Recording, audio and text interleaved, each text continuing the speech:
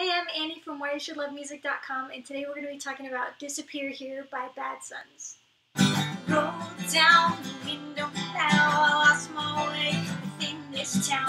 Tranquil glow of a song I know guides me. I'm stuck in strip mall signs, mood swings under a porcelain sky. Could you be my friend? Would you be my friend now? Front of the album cover. Back of the record. So on the back, on the inside, we have the big band logo, all big and shiny, and on the inside we have the track listing. And the reason why the light is reflecting weird on it is because this is actually textured it's more like glossy, so you can actually feel the band logo. And then you have the little legal stuff down here. You have the producer and mixer, and it was made in France, which is very cool. I'm assuming that the actual disc was made in France, not that the album was recorded in France, although that could also be the case, which would be very exciting. I doubt that that's the case, but who knows? I'll bet you that Eric knows, because he produced it. Okay, sleeve. Yay! Band picture. Disappear, Bad Sons. And on the back of the sleeve, double yay! Lyrics! The font is very tiny, so if you're old and going blind like me, then you have to read the lyrics like this, but the lyrics are there. And also over here we have some musical credits and then a note from each of the guys, as well as the honorable mentions, which are hilarious because they have things like shout out to Mozart. You should usually do that, probably. Shout out to Lady Gaga, cowboy. Shout out to Dusty's roommate. Shout out to Face My Husband, lady. Keep on riding them horses. Okay then. Now I ordered this from the band's website. They sell through a website called storeenvy.com, and they have some limited edition ones there. They have it in red and clear. I happen to get this in red because I love the red one even more. Here's side A. You can see this lovely red vinyl, and then on the inside it has an altered version of the album cover, which is very cool. I very like the label. And then here's side B, which looks exactly the same, except for that it says side B and has the tracks listed for side B instead of side A, because otherwise that could get very confusing. There was actually a record that did that one time. They had labels all mixed up, but it was on purpose as a joke. That was a fun record. Anyways, that has nothing to do with this though. And this also came with a little digital download card, which I super love and appreciate, so you can have a digital copy as well as your hard copy. So that's very nice. Okay, Bad Sons. I knew this album before it came out. That was a lie. I knew this band. So I was aware of this band from Transpose off of their last album. That was the big single that got, I think, the most attention from their last album. And then, so I knew them from that, and I was kind of following them. And I saw this, and I heard some of their new stuff, and I loved it, so I got it. So this album is very intelligent. It's really heavy on, like, literary references, and very, I want to say it's very highbrow as music. So if you don't like thinking, then this might not be the best for you. Although it is really catchy. I guess you don't have to think about it. You can just, like, jam to it. That's cool, too, I guess. That would drive me crazy. Okay, so track number 1, Disappear Here. I'm not going to go into Less Than Zero. Obviously, this song has heavy references and ties to that, but I'm not going to talk about it because it's a little depressing as a book. I heard they made it into a movie. I have not seen the film. And so that's another reason I don't want to talk about it, is because I am not the most educated person to talk about it. So I'll leave that to other people who have more interesting commentary to make. Anything that I could say about it would be very surface level, and I feel like that's already very obvious in its title. So any of those parallels, I feel like I'm going to just trust you guys to know or not care about. So the song is very well written technically. It's immediately in the first verse, I was like, whoa. Like, okay, this is a writer. Like, it's not just somebody who sings songs. Like, this is a writer, you can tell. I mean, I knew this from their last album, which was also equally intellectual and had lots of, like, highbrow references. Not that this is a highbrow reference, it's just a literary reference from the 80s, so maybe that's hipster. I don't know. What the heck was I talking about? So, with the first verse, you immediately it just kind of grabs you with the writing is very purposeful, very intelligent, and very technically savvy. And the whole song kind of feels like at a crossroads, and it's very heavy on the oxymoron, which is always fun to do. And it's basically the confusion of maybe you used to be happy and now you're not, and you feel like you're at a crossroads and you're wondering if you're worth it to the other person. I'll say that because I don't want to get into the heavy stuff. Okay, second track, Heartbreaker. Now that I've just talked about how intellectual this album is, we get Heartbreaker, which is really the only fluff track. And when I say fluff track, I don't mean happy, because it's not happy at all. But it's just kind of frivolous, I want to say. I'm not trying to be condescending.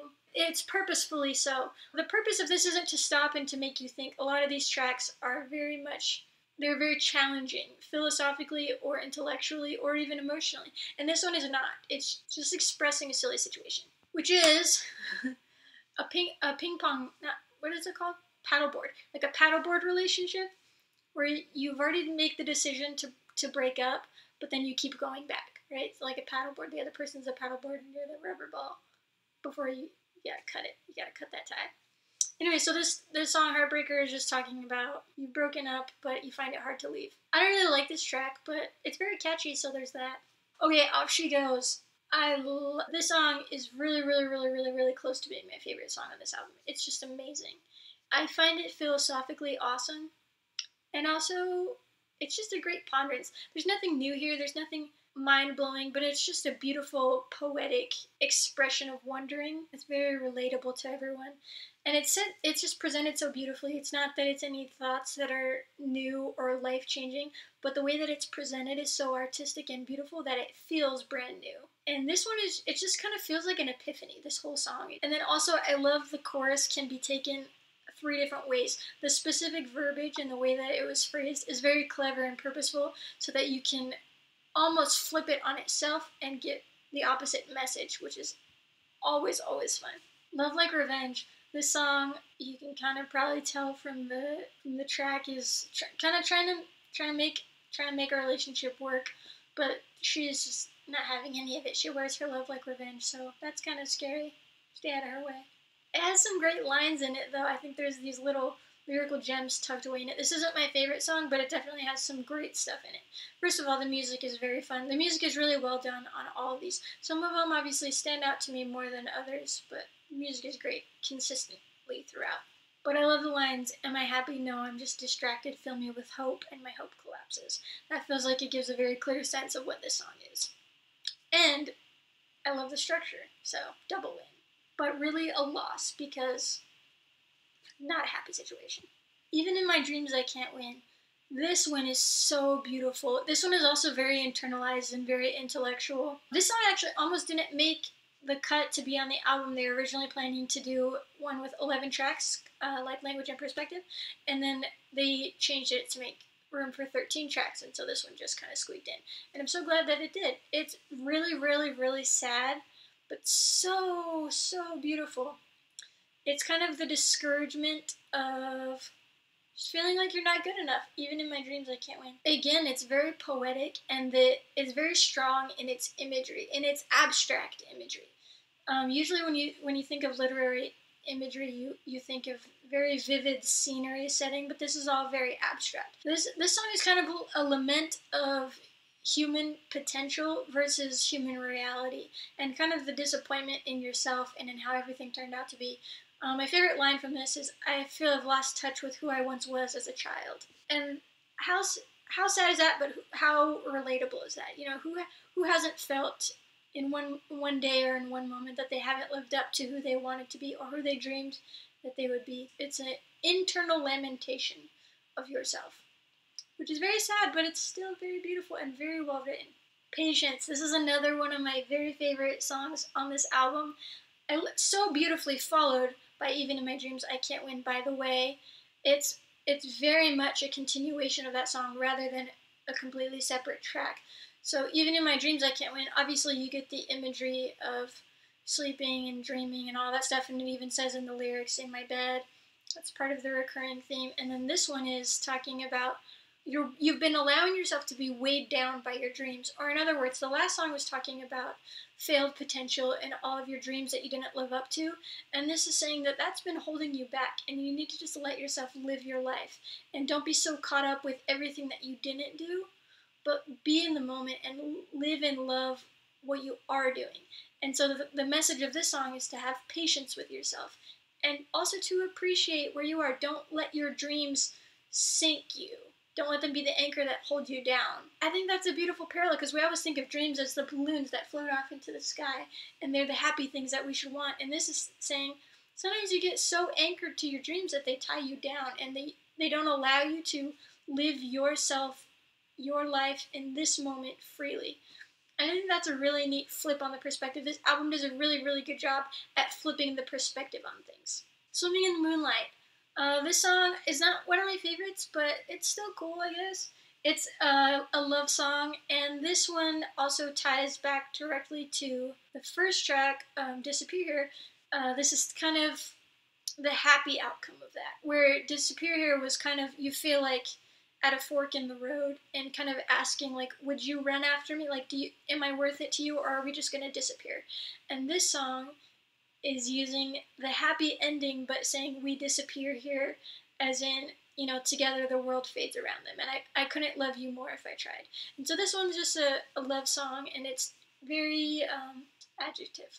Defeated. This is another one of my favorite songs. It's very sad, but very, very, very beautiful. Extremely technically amazing. And this one, again, kind of goes back to the Even in My Dreams I Can't Win, where Patience followed it up right after. This is kind of even another follow-up. It's, okay, I've been patient, but I'm still disappointed in myself.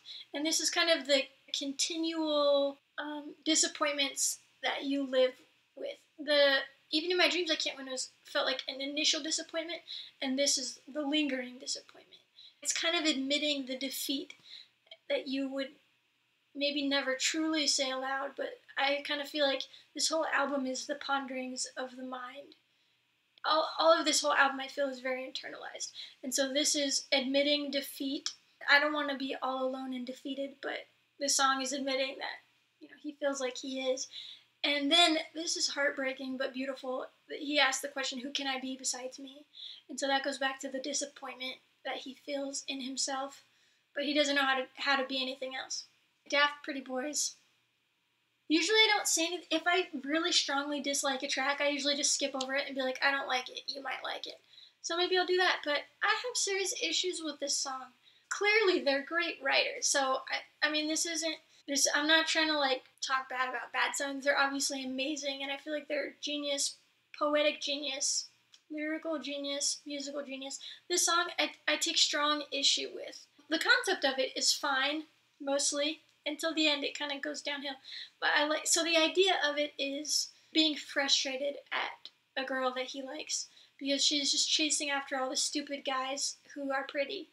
And the stupid guys who are pretty are chasing after the stupid girls who are pretty, and so that leaves him kind of stuck like, what are you guys doing? Which is a funny imagery and a funny frustration, like a little merry-go-round. But what I dislike about this is towards the end, so he's getting frustrated, understandably so, right? So the girl is just chasing after the stupid, the pretty guys. That's dumb. So part of the pre-chorus is saying, if there's one thing you should know about me, I'm not afraid to speak my mind, which is fine and that's funny. But then right at the bridge, he kind of becomes unhinged and goes off, which is fine because, it's a funny frustration. But the part that's upsetting to me is he's vehemently, he's despising the girl, not for the reason that she's being dumb, because that would be understandable and acceptable, but he's just like, I despise you. Why are you so pretty? Which is quite upsetting to me. I don't know if it's supposed to be a joke, like he's as bad as her, but I don't, he's not mad that she's stupid, or he's not mad that she's making bad choices. He's mad that she's pretty? Really? That's upsetting. Be mad at her because of what she thinks and what she does. Don't be mad at her for the way that she looks. And by the way, don't be mad at her because you think that she looks good. That doesn't make any sense. That's very upsetting to me.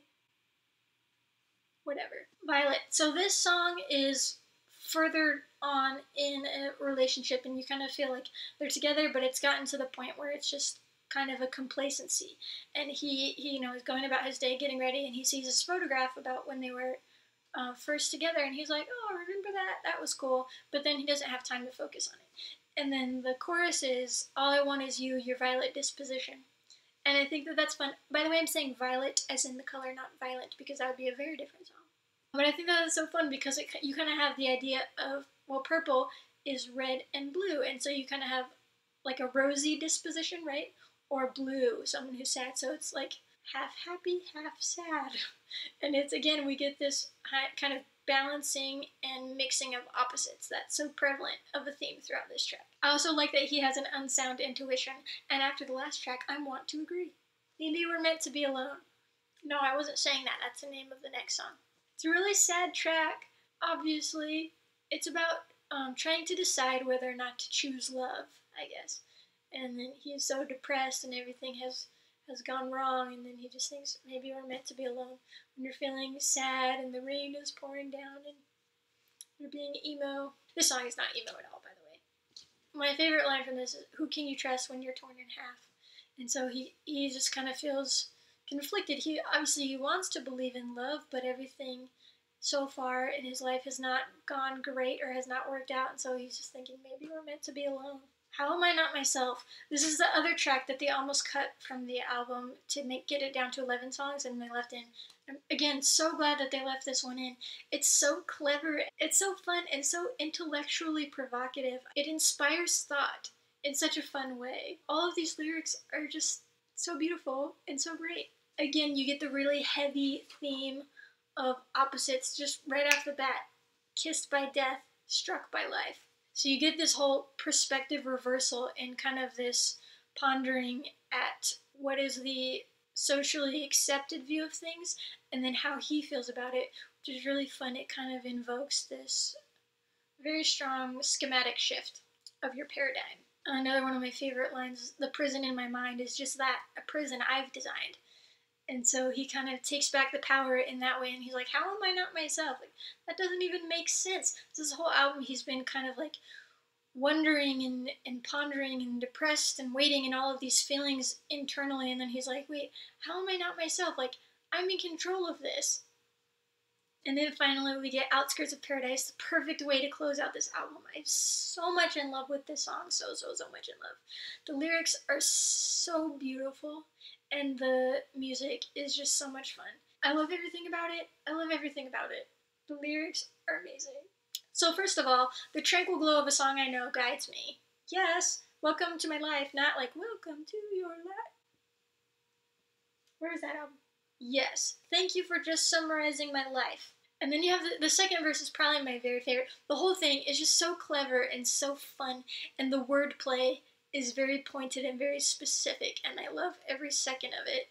Mood swing, by the way, hilarious. Anyways, but the second verse is my favorite. Just the technicality of the wordplay, and then the humor that's put in there too is hilarious. It's kind of a dry sense of intellectual humor, and it just like kind of like lights a little spark and allows you to roar into a fire of laughter. That was a weird metaphor. Let's cut that. Start over. It's funny. And then this song, as it ends, is just thinking, I'm just beginning. And what a great way to end. It's going through all of these things, all of your hopes and your dreams, your aspirations, all of your failures, all of the things that you never lived up to. And it's thinking, I'm just on the cusp of greatness. I'm on the outskirts of paradise, and he's chasing after what he wants. And then also he's asking, will you be my friend?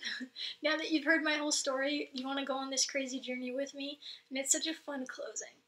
Awestruck or asinine, an ephemeral sense in space and time, familiar face, a pulse that escalates, and I'm stuck in stream all times. I don't mean to be impolite. Would you be my friend? Would you be my friend? Now I'm on the outskirts of paradise, chasing through the night, picturing ways to take flight.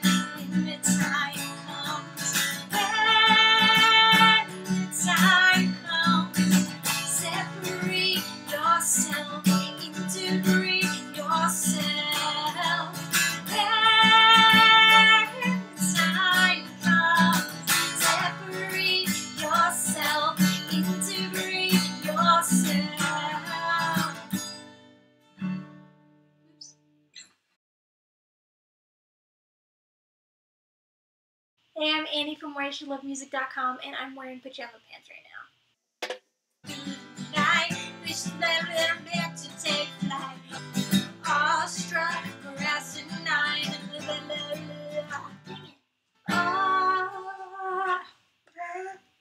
can't see, or I hope you can see. I'm stuck in street times. And so I was.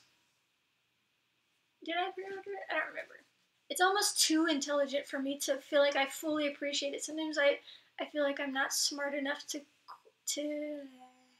speak English. Okay, so fairly obvious. If you oh, I forgot I have pajama pants on. I can't do that.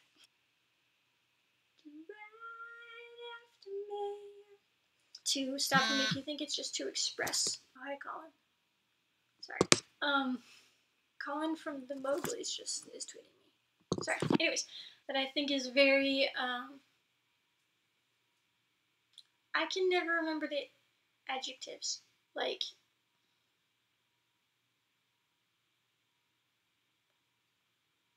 you love like revenge. Oh, we're not there yet, though. Oops. I can't win. Stop, don't do that. Well, hopefully this doesn't cut off the audio. And it's, I don't know. Am I happy? No, I'm just distracted. That's what I am right now. I keep getting distracted. Is that how you say it? If you can't tell from the title that it's a sad song, then you need to get your head checked. It's obviously very sad. Well, that was rude. I shouldn't say mean things. Your violent disposition, my unsound intuition.